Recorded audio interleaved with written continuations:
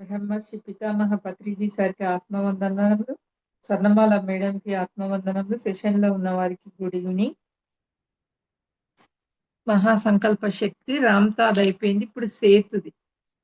ఆత్మశక్తి, సంకల్ప శక్తి, సేతు విజ్ఞానం.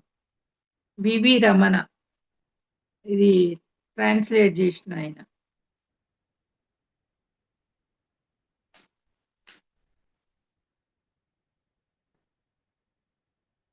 మీరే సృష్టికర్తలు.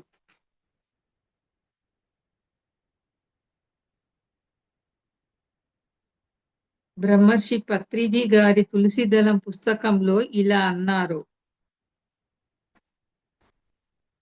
వినబడుతుందారా? ఓకే అమ్మా. చదివేటప్పుడు కొంచెం ఇట్లా బ్యాక్ వెళ్ళేసరికి ఒక్కొక్కసారి స్లో అవుతుంది. అట్లనే ఓకే, ఇప్పుడు ఓకే అమ్మా.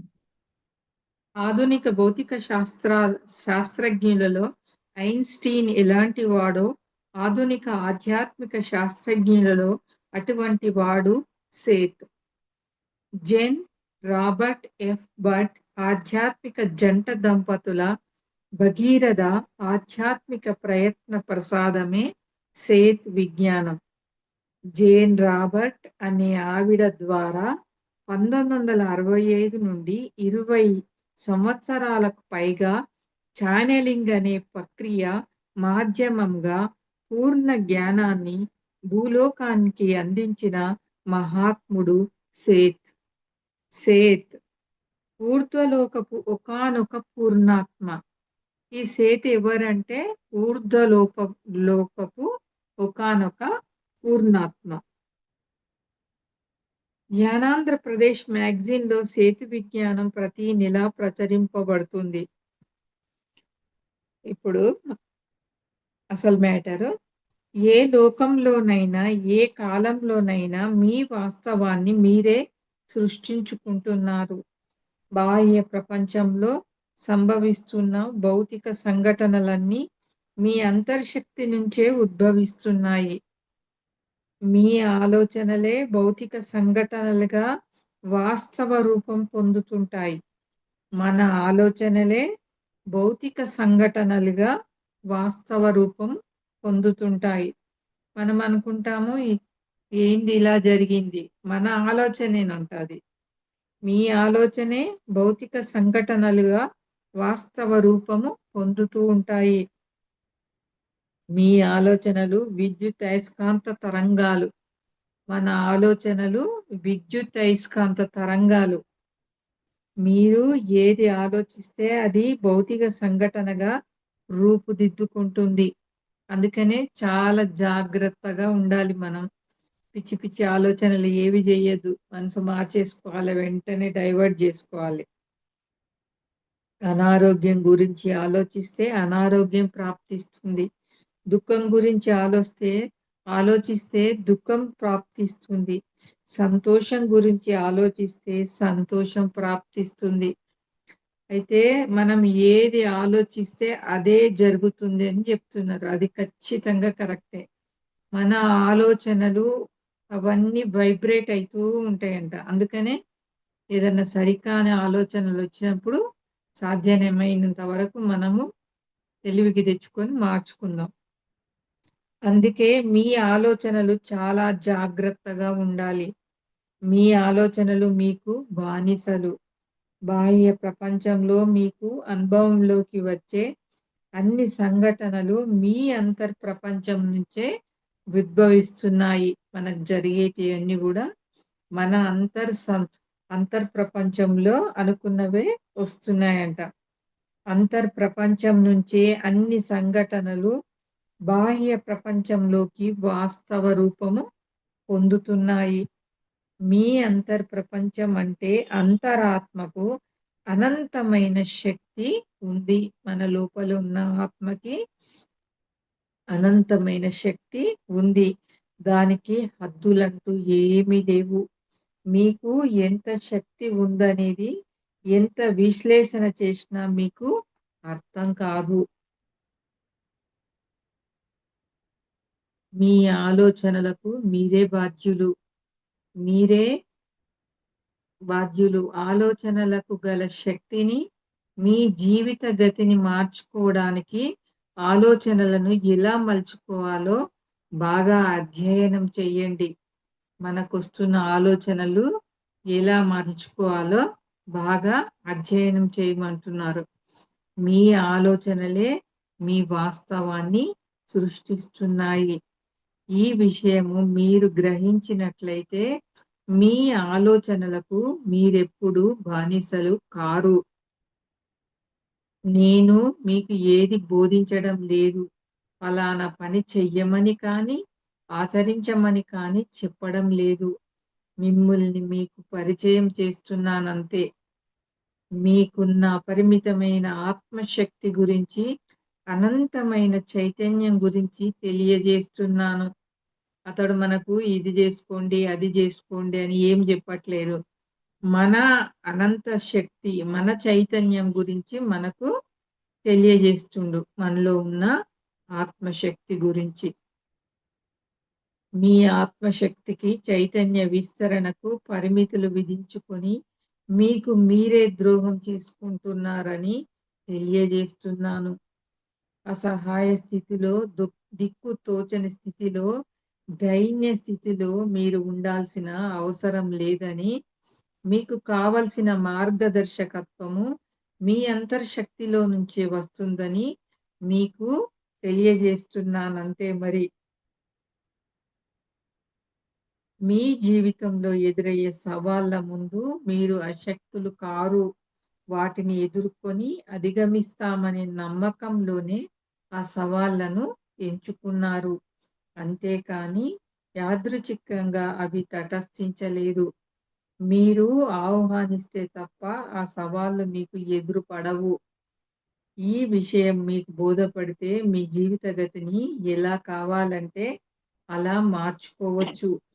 మిమ్ముల్ని మీరు పురోభివృద్ధి చేసుకుంటూ ఉంటే, మీ చుట్టూ ఆవరించి ఉన్న ప్రపంచం యొక్క పురోభివృద్ధికి తోడ్పాటునందించిన వారవుతారు. మీరు ఈ విశాల విశ్వంలో ఒక భాగం. మీరు వికాసం చెందుతూ ఉంటే, విశ్వ వికాసం పెరుగుతూ ఉంటుంది. మీ ప్రాముఖ్యతే విశ్వం యొక్క ప్రాముఖ్యత. ఈ అనంత చైతన్య స్రవంతిలో అన్నీ సాధ్యమే. మీరెప్పుడు ఒంటరిగా లేరు. మీరెప్పుడు ఎవరితోనూ పోటీ పడటం లేదు. మీ విశిష్టత మీదే. మీ ప్రత్యేకత మీదే. ఈ విశాల విశ్వంలో ఎవ్వరు ఇంకొకరికి పోటీగా లేరు. అలా ఉన్నట్లయితే ఈ ప్రపంచము ఉండేదే కాదు. ఏది కావాలంటే అది సాధించుకోగల సర్వ సమర్థత మీలో నిగూఢమై, నిక్షిప్తమై ఉంది. మీరు ఉండే ఈ ప్రపంచం ఒక పెద్ద రంగస్థల నాటకం లాంటిది. ఇందులో ఎవరి పాత్ర వాళ్ళు ఎంత చక్కగా పోషించగలిగితే, ఆ నాటకం అంత చక్కగా రక్తి కడుతుంది. ఏ పాత్ర కూడా హీనమైనదిగాను, ఉన్నతమైనదిగాను ఉండదు. దేని ప్రత్యేకత దానికుంటుంది. ప్రతి పాత్ర కూడా చక్కగా పోషింపబడితే, ఆ నాటకము అద్భుతంగా ఉన్నట్లు లెక్క. ఈ ప్రపంచంలో ప్రతి ప్రాణి కూడా ముఖ్య భాగమే. ఏ పాత్ర ధరించినా గాని అన్నీ ముఖ్యమే. ప్రతి ప్రాణి కూడా ముఖ్య భాగమే. ప్రతి ప్రాణి ఎదుగుదలకు పరిణామం చెందటానికి అపారమైన అవకాశాలు ఆ ప్రాణిలోనే నిక్షిప్తపరచబడి ఉన్నాయి. మీ ఆలోచన దృక్పథాన్ని బట్టి మీ చుట్టూ ఉన్న పరిస్థితులు, వాతావరణము రూపాంతరం చెందుతూ ఉంటాయి. మన ఆలోచనలు బట్టే మన చుట్టూ ఉన్న పరిస్థితులు, వాతావరణము మారుతుందంట. ఒకసారి అంతా మంచే, మంచే, మంచే అనుకోని జూద్దాం. అట్లే జరుగుతది. ఆశాకర దృక్పథం ఉన్నప్పుడు ఆశాకర పరిస్థితులు, నిరాశకర దృక్పథం ఉన్నప్పుడు నిరాశకర పరిస్థితులు మీ వైపు ఆకర్షింపబడతాయి.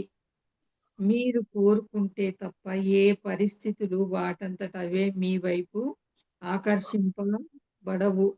మీరు జాగృతావస్థలో ఉన్నా, నిద్రావస్థలో ఉన్నా మీ ఆలోచన దృక్పథాన్ని బట్టి మీకు అనుగుణమైన పరిస్థితులు సృష్టించబడుతూ ఉన్నాయి. ఈ ఒక్క విషయం మీరు గుర్తుంచుకోగలిగినట్లయితే, మీ జీవిత మార్గాన్ని ఎలా కావాలంటే అలా మలుచుకోవచ్చు.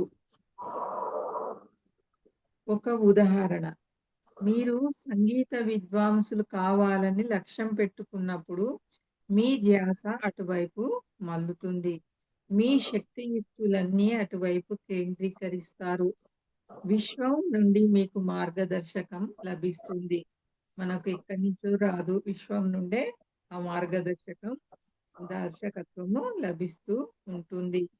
మీరు మెలకువలో ఉన్నా, నిద్రిస్తున్నా విశ్వం అన్ని వైపుల నుండి సంగీతం తాలూకు సందేశాలు మీ మస్తిష్కానికి అందుతూనే ఉంటాయి. జీవించి ఉన్న సంగీత విద్వాంసులు, మృతి చెందిన సంగీత విద్వాంసులు ఇలా విశ్వం అన్ని వైపుల నుండి మీరు మెలకువలో ఉన్నా, లేకున్నా సంగీతము సంగీతము ఇక్కడ ప్రింట్ పడలేదమ్మా. సంబంధించిన సందేశాలు అందుతూనే ఉంటాయి. మీరు సంగీత విద్వాంసులు కావడానికి అనుకూలమైన పరిస్థితులు, అనుకూ అనువైన వాతావరణం మీకు సృష్టించబడుతూ ఉంటుంది. మీరు కూడా విద్య వైపు బలోపేతంగా ఆకర్షింపబడుతూ ఉంటారు. ఇదంతా చాలా ఆటోమేటిక్‌గా వడ్డించిన విస్తరిలాగా సృష్టించబడుతూ ఉంటుంది. మీ పరిస్థితి, మీ పరిస్థితి మీకు అనువైన వాతావరణాన్ని మనం ఏదనుకుంటే అదే సృష్టింపబడుతుందంట. అంటే ఇప్పుడు నాకొక ఎగ్జాంపుల్ వచ్చింది. నేను ఈ ధ్యానంలోకి వచ్చిన తర్వాత హ్మ్. ఈ యూట్యూబ్ నాకు ధ్యానం, ఓహో! నాకు ఈ పత్రి సార్ నుంచి ధ్యానం వచ్చింది. ఇగ ఇగ దీంట్లో జాయిన్ అయిపోతున్నా. నాకు ఇంకా ఇదే ఇంకవన్నీ తగ్గించుకుంటా అని డిసైడ్ అయినా అంతే. యూట్యూబు, పత్రిజీ సరి రావటము, యూట్యూబు ఇవి ఈ అన్నీ రావడం మొదలైనాయన్నమాట. దాంట్లో ఒక నెల, 2 నెలలు కొంచెం కొంచెం తెలిసి ఓహ్! బాగుంది, బాగుంది అనేసరికి విస్తరింపబడిపోయిందంతా. అయిన తర్వాత 8 నెలలకు ఉమామహేశ్వర సార్ గురువు కావాలి నాకు మెడిటేషన్‌లో గురువు అంటే సారొచ్చేసారు.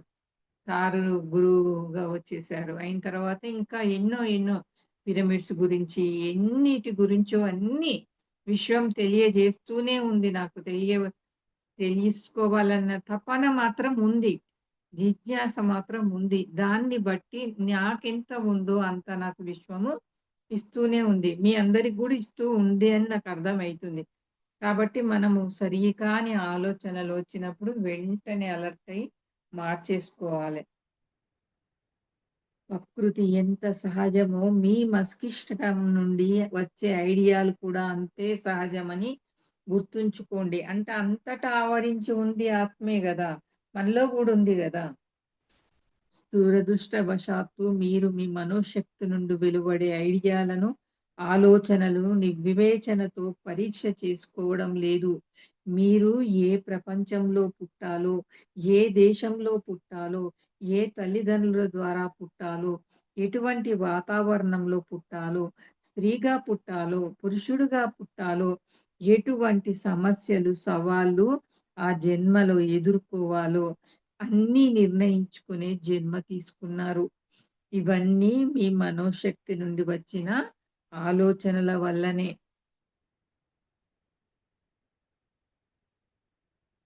మీ ఆశయాలకు అనుగుణంగా మీకు పరిస్థితులు, అనుభవాలు ఎదురవుతున్నాయి.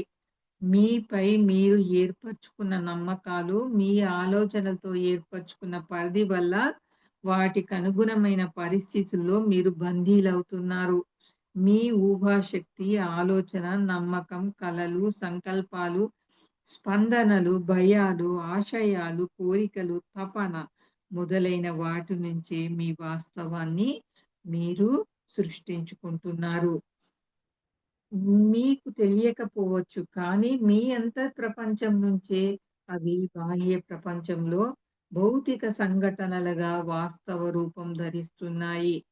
మీ అంతరంతరాలలో స్పందనలు కూడా వాస్తవ రూపము ధరిస్తాయి. మీకు ఏది అనుభవంలోకి వస్తుందో అదే మీరై ఉన్నారు. మీ బాహ్య ప్రపంచంలో అనుభవాలన్నీ మీ అంతర్శక్తి యొక్క ప్రతినిధులని తెలుసుకోండి. మీ ఆ అనుభవాలు మీ మూల స్వభావాన్ని తెలియజేస్తున్నాయి. ఏదైనా జరుగుతుందేమోనని మీరు భయపడితే, అదే ఒక భౌతిక సంఘటనగా రూపాంతరము చెందుతుంది. బాహ్యంగా ఏది జరిగినా అది మూల మూల చైతన్యంలోంచే పుట్టుకొస్తుందని గుర్తుంచుకోండి. మీ వాస్తవానికి మీరే కర్తలు. ఇంతకు మించి వేరే సూత్రాలేమీ లేవు. ఇది తెలుసుకుంటే మీరే సృష్టికర్తలనే రహస్యము తెలిసిపోయినట్లే. మీ చైతన్యం నుంచి పుట్టుకొచ్చే ఆలోచనలే మీకు మార్గదర్శకత్వాన్ని చూపెడతాయి. కానీ చాలామంది వాటిని గమనించకుండా గుడ్డిగా వ్యవహరిస్తున్నారు. మీ అంతర్శక్తి నుండి, మీ మనోశక్తి నుండి, మీ చైతన్యం నుండి వచ్చే గైడెన్స్‌ను పట్టించుకోకపోవడం వల్ల ఇంతకు ముందే మీరు కొన్ని అభిప్రాయాలు ఏర్పరచుకొని అమలులో పెట్టడం వల్ల సరియైన గమ్యం ఎంచుకోలేకపోతున్నారు. మన ఇన్నర్ నుంచి మనకు గైడెన్స్ వస్తుంటదంట. వస్తున్నా గాని మనం సరిగ్గా వాటిని పట్టించుకోకుండా మనము ఏ ఏర్పరచుకున్నవే అవే అన్నీ ఫాలో అయితుంటామంట. కాబట్టి మనము మన మనసు స్థిమితంగా ఉన్నప్పుడు మనం ఏదన్నా ఆలోచించినప్పుడు రాని ఆలోచన ఆ మనస్సు సైలెంట్ అయినప్పుడు తప్పకుండా వస్తది. మనం ఏదన్నా వస్తువు ఎక్కడైనా పెట్టి మర్చిపోయినాము. అది దొరకట్లేదు. అయితే మనకు ఒకటి గుర్తు. ఇది ఖచ్చితంగా ఇంట్లోనే ఉంది గానీ, ఎక్కడో ఉంది నాకు ఐడియా రావట్లేదు. మళ్ళీ మన మనసు ఎప్పుడు చంచలంగా ఉంటది మనసు. ఈడనా, ఆడనా అని ఎక్కడెక్కడనో ఏ చోటు గాని చోటు ఏదో ఎక్కడో చూసుకుంటాం. సైలెంట్‌గున్నప్పుడు మళ్ళీ గుర్తు చేస్తది. కాబట్టి కొద్దిగా మనం ఇన్నర్ దిక్కు గూడా ధ్యాస ఉంచుకొని చూడాలి. ఇంతకు ముందే మీరు ఇన్ ఆ! ఇంతకు ముందే మీరు కొన్ని అభిప్రాయాలను ఏర్పరచుకొని అమల్లో పెట్టటం వల్ల సరియైన గమ్యం ఎంచుకోలేకపోతున్నారు. అంత కన్‌ఫ్యూజన్‌లో ఉంటామనమాట.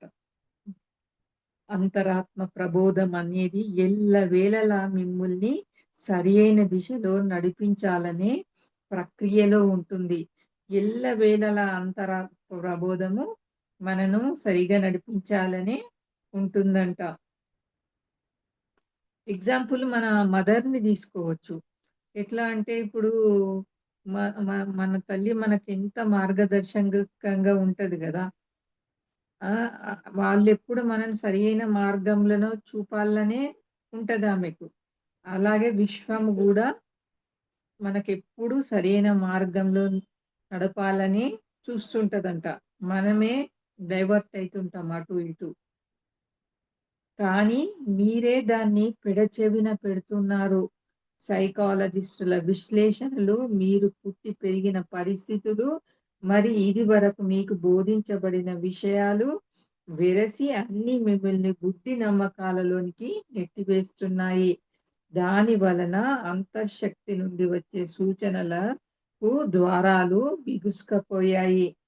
ఆ మార్గాలన్నిటినీ మీరు మూసేశారు. అంతర్ప్రయాణం చెయ్యడానికి, అంతర్శక్తిని ఉపయోగించడానికి, శోధించడానికి గల అవకాశాలను పోగొట్టుకుంటున్నారు. మీరు శ్వాసిస్తున్నారు, పెరుగుతున్నారు, మీ దేహం పెరుగుతుంది, మీ ఊపిరితిత్తులు పనిచేస్తున్నాయి, మీ గుండె కొట్టుకుంటుంది, మీ పెదవులు కదులుతున్నాయి, మీ నాలుక మాట్లాడుతుంది. ఇవన్నీ మీ ప్రమేయం లేకుండానే జరుగుతున్నాయని మీరు భావించవచ్చు. కానీ మీ అంతర్శక్తి తెలిసే ఇవన్నీ జరుగుతున్నాయి. మనము వాటికవే జరుగుతున్నాయి గాదు. మనము అ అనుకున్నయన్నీ ఇవన్నీ అమల్లో పెడుతున్నాయన్నమాట. ఈ నాలుక, పెదవులు ఇవన్నీ. ఇవన్నీ మన అంతర్శక్తికి తెలిసే జరుగుతున్నాయి. మీరు కలిగి ఉన్న దేహం కూడా మీ అంతర్శక్తి నుండే తయారయింది. పరమాణువులను, అణువులను కూడగట్టి వాటిని జీవకణాలుగా, టిష్యూలుగా, అవయవాలుగా మార్చి మీ దేహం తయారు చేసింది. మీ అంతర్శక్తేనని మీకు తెలుసా? మీ అంతర్శక్తి మరి మీ ఆలోచనలకు అనుగుణంగా ఏర్పడిన ప్రతిరూపమే మీ దేహం. మీ అంతర్శక్తి మీకు వ్యతిరేకంగా ఏర్పడి పనిచేస్తుందని మీరు భావిస్తే, దానికి గల అపారమైన శక్తిని అడ్డుకుంటున్నారు. మీరు నష్టపోతున్నారు. మీరు అనుక్షణం అంతర్శక్తిని ఛానెలింగ్ చేసుకోవడంలో విఫలమవుతున్నారు. మీరు ఏర్పరచుకున్న గుడ్డి నమ్మకాలను మీ ఆలోచనా శక్తిని నిర్వీర్యం చేస్తున్నాయి. మీ నమ్మకాలే మీ చుట్టూ కంచెలను ఏర్పరుస్తున్నాయి. మీ ఆలోచనలే మీకు సరిహద్దులను ఏర్పరుస్తున్నాయి. మీరెంత విస్తరించదలుచుకుంటే మీ సరిహద్దులంతగా విస్తరిస్తాయి. మీరు కొన్ని పరిధుల్లో ఉన్నారంటే మీరు ఆ పరిధుల్ని దాటి విస్తరించాలని అనుకోకపోవడం వల్లనే జరుగుతుంది. మనం ఒక దాంట్లోనే గిరి గీసుకొనుంటే ఇంకా అది మనం ఆ పరిధి దాటలేమని జెప్తున్నారు. కొన్ని పరిధుల్లో ఉన్నారంటే మీరు ఆ పరిధుల్ని దాటి విస్తరించాలని అనుకోకపోవడం వల్లనే జరుగుతుంది. మీలో చాలామంది మీ ఆలోచనలకు భయపడుతున్నారు. అవి సక్రమంగా ఉన్నాయా? లేదా? అని శోధించడం లేదు. ఇతరుల అనుకరణ వల్ల మీ అంతర్శక్తిని సరిగ్గా వినియోగంలోకి తెచ్చుకోలేకపోతున్నారు. ఇది మీరు గ్రహించాలి. మీ విజయాలకు, ఆహ్లాదాలకు మీరే కారణము. మీ జీవితంలో ఏ కోణంలోనైనా అసంతృప్తిగా ఉంటే దాన్ని మార్చుకోగల శక్తి మీలోనే ఉంది. అది మీ బాధ్యత కూడా. మిమ్ముల్ని మీరుగా గుర్తించడము మీ బాధ్యత మరి ప్రథమ కర్తవ్యం. ఈ భూమి మీద ఈ దేహంతో మీరు ఉన్నారంటే అన్నీ అనుభవించడానికే, అన్నీ ఆనందించడానికే, మీకున్న శక్తిని ప్రకటితం చేసుకోవడానికే మీరు ఈ లోకంలో ఉన్నది. మీరు చైతన్య విస్తరణ కావించుకొని విశ్వ చైతన్య విస్తరణకు దోహదం చేయడం కోసం. మీరు ఈ లోకంలో ఉన్నది దుఃఖిస్తూ, దైన్యంగా, దిక్కుతోచని స్థితిలో ఉండటము కోసం కాదు అని తెలుసుకోండి. మీ చైతన్య విస్తరణ, విశ్వ చైతన్య విస్తరణ ఏకంగా జరగడం కోసము, ఆనందంగా అనుభవించడం కోసం, జీవించడం కోసం మీరు ఈ లోకంలో ఉన్నారు. ఆత్మశక్తికి అవధులు లేనే లేవు. మీ చైతన్య విస్తరణకు ఆకాశమే హద్దు. మీ వాస్తవానికి మీరే సృష్టికర్తలు.